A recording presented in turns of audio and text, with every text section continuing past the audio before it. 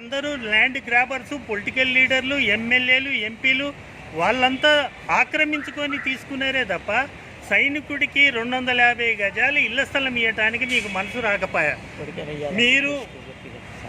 మేము ఇద్దరం మనుషులమే కదా, మీరు బతకాలి, మేము బతకాలి. మేము దేశం వదిలి ఎక్కడికో పోయి భారతీయుల సంక్షేమం గురించి మా ప్రాణాలు అర్పించి మేము వస్తే ఇక్కడికి వచ్చేటాలకని మా వాళ్ళు కాదులేమన్నట్టుగానే మీరు చూస్తుంటుంది. రాష్ట్ర ప్రభుత్వం ఈ విధంగా చేస్తూ అలసిపోయిన మేము ఇప్పుడు ఆలోచిస్తున్నాం అన్నమాట. ఈ ప్రభుత్వానికి ఇంకా ఏం చేస్తే మాకు కొద్ది గొప్ప గౌరవించి మా సమస్యలు పట్టించుకుంటుంది అని. కేసీఆర్ గారు, కేటీఆర్ గారు మీరు రాజ్యపాలన చేస్తుంటారు. మా తరపు నుంచి మీ మీ పాలన ఉజ్వలంగా ఉంటుంది అని అనుకున్నామే తప్ప అటువంటి దాఖలాలు ఇప్పటి వరకు మేము చూడలే. రెండోది, పోయిన సంవత్సరము టీఆర్ఎస్ సభ్యత్వ పరంగా 450 మందిని చేసి 35,000 మన రాష్ట్ర పార్టీ కార్యాలయంలో డిపాజిట్ ఎందువల్ల చేశా? ఆ విధంగానైనా మీరు మా మీద కనికరించి మా సైనికులకు, మా వితంతువులకు, మా వృద్ధులకు